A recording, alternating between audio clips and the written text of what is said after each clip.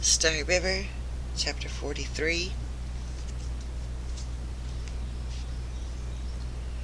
Rindy held the 2 copper coins in his hand. How many times had he seen Mr. Shan jingle these same coins in front of the toad? Rindy collapsed against the tree, tears wetting his eyes. Mr. Shan and Madame Chang were truly gone. But what about the moon and the toad? He heard a faint croaking by the lake. Rindy slowly walked toward the bridge. Had Mr. Chan and Madame Chang left together? Had they taken the moon with them? Maybe this was how Madame Chang planned to keep Jiming from leaving, by taking the moon instead. Mr. Shan was surprisingly strong, Rindy knew. Perhaps he was rolling it now. Another croak came from the lake, in the shadows of the bridge. Rindy peered under the bridge, kneeling on the damp bank. "Toad! Toad!" Rindy called, and then grinned, as he remembered something. He remembered Mr. Shan's pet name for it. "Rabbit!" As Rindy moved closer, a strange thought came to him. In Madame Chang's story, the old sage transformed a tadpole into a baby rabbit. Had the tadpole been a baby toad? Could that rabbit turn back into a toad? It was why Mr. Shan gave this toad such an odd name. Rindy wrinkled his brow and called again, "Rabbit! Are you there, Rabbit?" The rippling water cast a flashing light into the shadows, and Rindy saw the small green frog. It wasn't Mr. Shan's toad, but there was something. Above the green frog there was a strange outline in the stone. The lake glimmered in the setting sun, and the flickering reflected light was barely enough for Rindy to see under the bridge.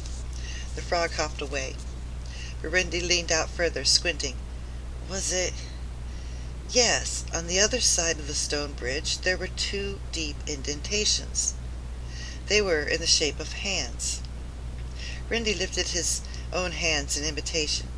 Those handprints, pressed in the stone, looked as if they had been made by somebody holding up the bridge. Mr. Shan's handprints! Just then, just as Rindy realized this, splash! He slipped and fell into the lake. The soft silver waves caught him gently and embraced him with warm arms. His clothes spread from him like an expanding flower, and as the waters swirled, a confusing mix of emotions flooded over him. "Only a mountain can hold up a moon," Madame Chang had said, looking out into the orange sky. "At this time, do not forget. A celebration at sunset," Jiming had said, laughing. "A parade on the stone pancake."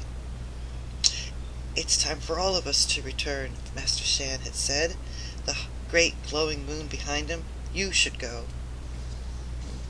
Then a powerful current, like an invisible hand, curled underneath Rindy and pushed him upward until he burst through the surface of the lake, gasping. He dragged himself to the shore, his mind racing and repeating, "It is time. You should go. It is time." He looked again at Mr. Shan's handprints on the bottom of the bridge. "Only a mountain can hold up the moon," Rindy whispered. He looked at the violet sky and the sun beginning to slip behind the horizon. Ignoring the heaviness of his dripping clothes, Rindy began to run. Chapter 44. Rindy raced across the stone pancake, droplets of water flying from him like silver seeds. He ran as if he were one of Wang Yi's shot arrows, and his feet scarcely touched the ground. His thoughts matched his quick steps. Could the mountain be? If they returned at sunset, would the wedding parade on the stone pancake? If so, how could he? Even though Rindy was not even asking himself full questions, he began to form a plan in his mind. The sky above had turned dusky purple, and the last slice of the sun radiated its rainbow of gold.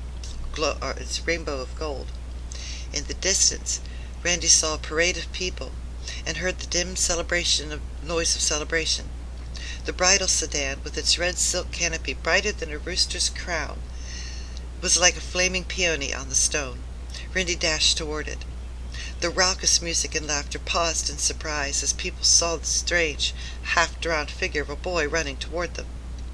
The sedan carriers stopped their march in shock as Rindy, barely recognizable with his wet and disheveled appearance, barreled toward the bridal sedan and split through the curtains of the canopy. "Rindy!" May-Lan gasped, raising her hand in disbelief. She looked very beautiful, shimmering in her red silk dress, which was even more brilliant than the sedan chair, and her golden hairpins glittered in the dying sunlight. But it was the exquisite green jade bracelet that Rindy grabbed. With a quick motion, he slipped it off her delicate wrist and popped out of the sedan. "My bracelet!" Rindy heard May-Lan cry out. He took a quick glance behind him and saw she had. He took a quick glance behind him and saw she had done as he hoped. "I will not get married without it," May-Lan had said about her bracelet, and she'd meant it, because without hesitation she jumped out of her bridal chair and ran after him. The wedding parade, completely astonished, all began to chase the bride. Rindy ran faster and faster and faster. Then, if he were a thief trying to escape, faster than if he were a noxious toad there was a noxious toad behind him. May-Lan shouted, and he could not make out the yells of Master Chow, Jiming, and Pei from the din that followed her. But he continued to run. He ran as far from the stone pancake as he could, over the mounds of dirt that covered the dried-up well and Fang's forgotten belongings, through the garden of snails, past the line of firefly lanterns, down the street, away from the inn. But on the dry, dusty road his legs began to falter, and May-Lan's voice grew louder in his ears. The sky dimmed darker and darker, the blackness of the night pouring toward the earth as if from an overturned bowl. Rindy tried to keep running, but May-Lan's fingertips clutched his flapping, damp shirt, and boom! A deafening, piercing crash like thunder echoed across the village, louder than the wedding firecrackers or Magistrate Tiger's roars, louder than even Jiming's burp as a toad. The noise seemed to split the sky. Houses rocked, trees swayed, and all the villagers, Rindy and May-Lan included, fell to the ground. The ground trembled. Lanterns, fireflies, and stars disappeared, and for one moment all was black and silent. Then, "Look!" Pei said, her soft voice as loud as a yell in the stillness. She pointed toward the sky, but her words and motions were unneeded. Everyone was looking. They were staring and gaping, wide-eyed and speechless. Behind the end of clear sky, a mountain had grown. A never-ending mountain whose tip stretched high, so high into the sky that it touched the moon, for the moon had returned. It was above, a glowing pearl bathing all of them in light. "The moon," someone whispered, "the mountain," and the voice broke into a smothered sob of joy. All of them stood breathless, drinking in the sight they hadn't realized they had been so thirsty for. The pure light of the moon cascaded upon them, reshaping and filling them, until Rindy felt transformed and bursting. He glanced at the row of villagers and May-Lan, Jiming, Master Chow, Pei, and Widow Yan. Their eyes were large and luminous, and a wetness spilled onto his cheeks. But was he crying? Because at that moment the sky brightened with tiny twinkling lights as if hundreds of lanterns and firecrackers were lit in celebration, and sparkling drops of water sprinkled from the sky. It was raining. It was a gentle, soft rain that kissed the earth. The dry grass, leaves, and people eagerly stretched upward, reaching to catch the hungry, happy tears from the mountain and the moon. Chapter 45. It was crisp and cool the next evening as Rindy walked down the road. Billowing violet clouds were edged with pink and gold as the sun made its farewell. Small blades of grass, already green, had sprouted through the stones and made a soft carpet for his feet. His bag, slung over his shoulder, was not light, but easily carried. He smiled at himself proudly, remembering his weak, feeble arms when he had first arrived at the inn. And now he felt strong and able to carry almost any burden. "Randy! Randy!" a small figure ran after him. He turned and gave a crooked smile. Pei was going to say goodbye after all. When he had made his farewells to the others, she had closed herself in her room and refused to come out, and he had to say goodbye to her through her door. Perhaps that was better, because now she was glaring at him. "You are really leaving?" she said accusingly. "After everything? After saving all of us when the mountain came back? After seeing the moon and the rain come again? Now you're leaving? Everybody leaves!" Rindy's bag suddenly felt heavier. Pei reminded him so much of his sister, and his chest filled with both remorse and longing. "It's time for me to go," he said, and then he remembered Madame Chang's words. Sometimes people must leave. "But why you?" Pei said, crossing her arms. "Before, I didn't leave right. I was angry. I have my own family.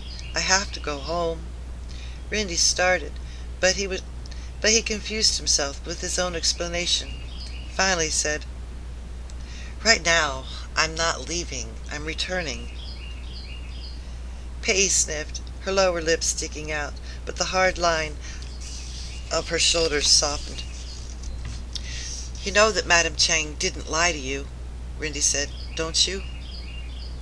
They both looked up at the deepening blue sky, the pale moon already above and watching. Across Starry River, a reddish-orange light, the color of a rooster's comb, sneaked from the departing sun straight toward the moon. "I know," Pei said, her eyes staying on the moon. Rindy swallowed, but that sad weight upon him lessened. He took his bag from his shoulder and opened it. "Here," Rindy said. "This is for you." He handed Pei his rice bowl. The gold had all been rubbed away, and the fine blue and white porcelain gleamed in the moonlight, and the creamy whiteness was as smooth as the inside of a shell. In Pei's hands, the painted rabbits seemed to tremble. "Rindy," Pei whispered. Her voice was tremulous. "Is this the Emperor's magistrate tigers? I can't take this." "It's a gift," Rindy said, grinning. All of a sudden, he felt as light as a butterfly. He reached into his bag and pulled out Mr. Shan's 2 copper coins and dropped them into the bowl, laughing. "If you can't take it, give it to Jiming in Meilan. They could give it to their first child, and their child could pass it down to their children, and the bowl will go on forever and ever." "Wedding gift?" Pei said, still awed and unsure. Her fingers ran around the thin, delicate edge of the bowl, making a small circle. "No," Rindy said, suddenly serious. He looked into Pei's eyes, as Madame Chang had looked into his that night. "It's a thank-you gift." Pei gazed back, suddenly full of wisdom beyond her years. She gave the small nod, and then, unexpectedly, threw her arms around Rindy in a rough hug, her face buried in his chest. Then, without another word, she pushed herself away, turned, and ran. Rindy watched as she ran down the moon path back to the inn of Never-Ending Mountain, stopping only once to wave goodbye.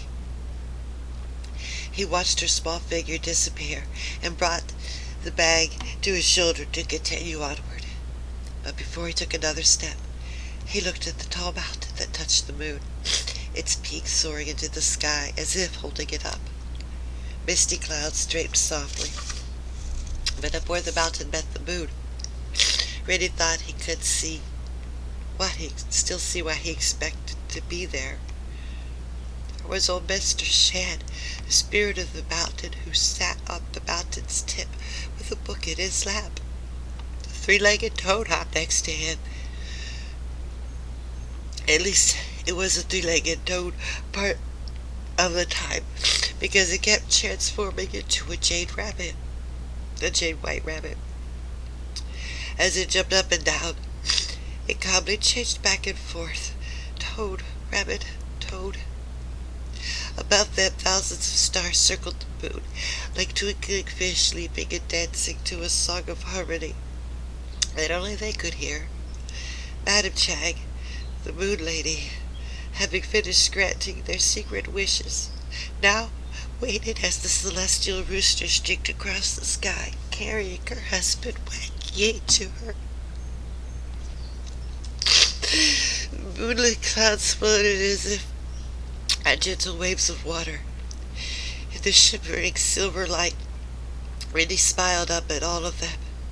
They were all home, all at peace, and finally all returned to the Starry River of the sky. The end. Thank you for listening.